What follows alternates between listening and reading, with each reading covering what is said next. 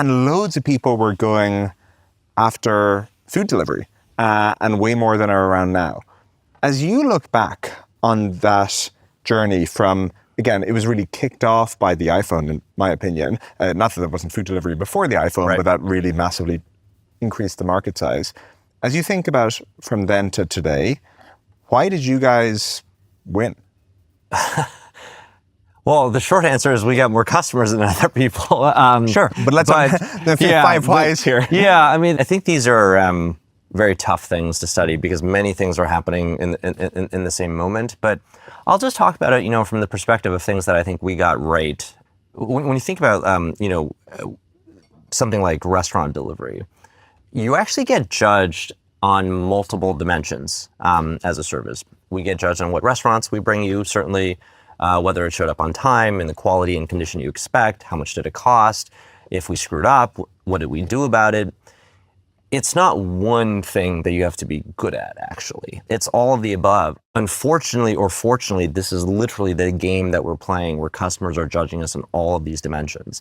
I think getting that right better than anyone else, as measured by whether or not people are coming back to the app and using us even when we had no money to market to them or discount, offers to them, things like that, I think was the tell. Are you saying it was a very complex, multivariate, challenge, even from early on, and you guys just embraced that complexity and said, okay, this is going to be super complex to get right, whereas maybe others took a bit more simplistic I view? think if I were to become overly reductionist and purely looked at it, that's what I like to do.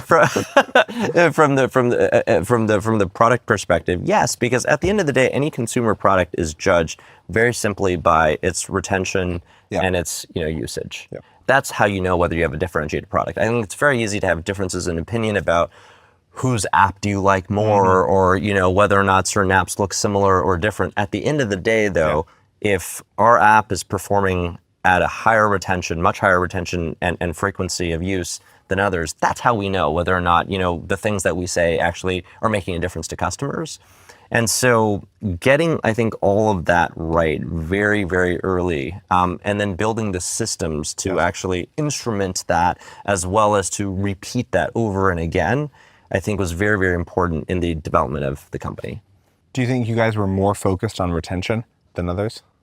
I don't know if we're more focused. I mean, I could tell you though, one of the things that was happening, especially when you see a competitive fight, is you see everybody race towards it, right? Everybody is going to try to make offers, to customers, try to give discounts, try to give coupons, free this, free that. One of the things that we had looking backwards is we actually did not have a large budget. In fact, between 2016, 17, and 18, we barely were able to raise $1, relative to our peers. As a result of that, that made it a constraint. One of the constraints is, okay, you can grow, but you cannot spend in order to do it.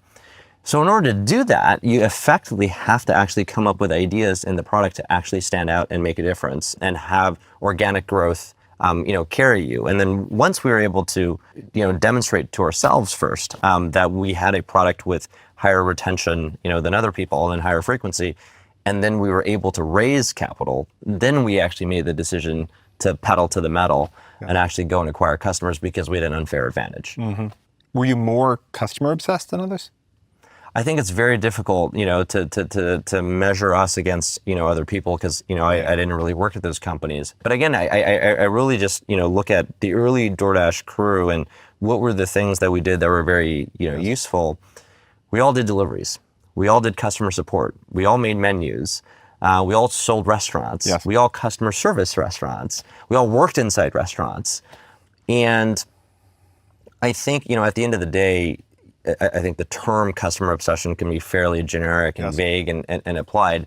And it really just goes to show what actions, actually demonstrate that. For us, some of the ones that came to mind, and frankly, the story that actually inspired the value in the first place was when our backs were against the wall and we had, I think, less than 2 weeks of cash runway, and we had a terrible night where every single order was late. This was a Stanford football game in 2013, and I had trouble raising the seed round.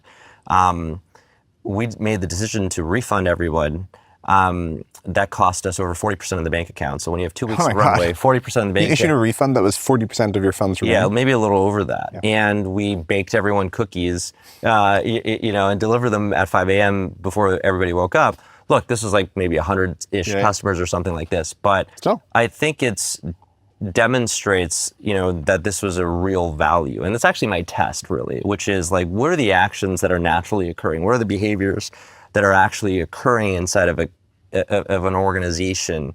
And then how do you actually articulate it versus, the inverse, which is you start with maybe some articulation and maybe some of the times it matches and other times it doesn't. And so I've always believed that, these cultural norms or behaviors are really 80% of what you've done. And I think that's the best way to actually, find what they are for your company. And we're the only platform today to take care of Dashers when there is, these increasing gas prices, and making sure that, we have their back and that we're actually trying to help them save $1.40 to $1.90 per gallon for Dashers. Or in COVID, we were the only company to cut commissions by 50%. When we were not yet profitable as a company. That was an expense over $100 million. We then, on top of that, spent millions of dollars buying national TV campaigns to tell people to order, whether it's on us or our competitors, because restaurants have on average 17 days of cash on hand. So you need to order. This is do or die for them. And so I can give you many of those examples where I think at the end of the day, whether the actions first speak and then you can articulate, what are the, actual words and norms and cultural behaviors that the company is trying to speak, that's ultimately, I think, how I think about customer obsession. And if I try to draw what these values are, it seems to be a very clear-eyed focus on the best product experience and taking care of Dashers. I didn't realize you guys had a time when you had only 2 weeks of cash in the bank account. We had several moments where we ran out of money, John. So we had that moment obviously in the fall of 2013. We had 3 very difficult years, 2016, 17, and 18, where we had 2 rounds of financing that were incredibly difficult for us, the Series C and Series D. And COVID was interesting because COVID started actually, again, I think it's easy to forget these things because I think humans, we adjust very quickly. COVID, the first week, actually, the business, tanked 80%. It tanked massively because everything was shut down.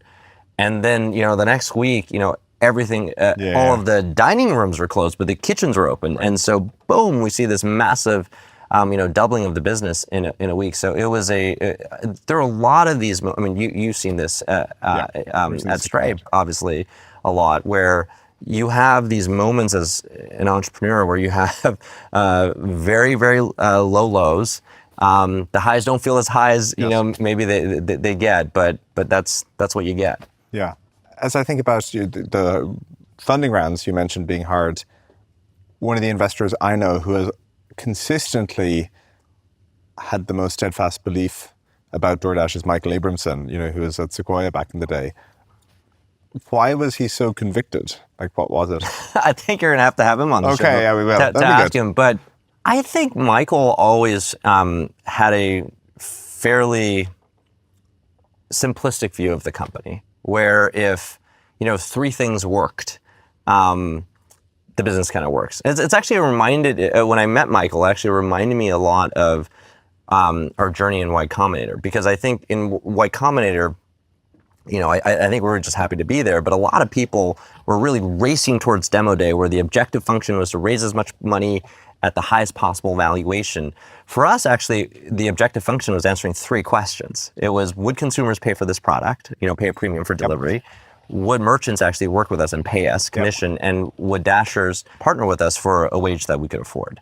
And I think Michael had a very similar set of very simple questions about the company. And I think so long as those, dimensions looked right to him, he kept on investing. As in, he said, you have to do the math and work out that the economics of this business do work, and they do. Therefore, a more compelling product experience will win. Yeah, that he believed that if the unit economics were there, that we could secure enough Dashers. Mm-hmm. And, I think his, third comment was really that we can continue executing into the market opportunity that things will work out. Yes. He turned out to be right. Yeah.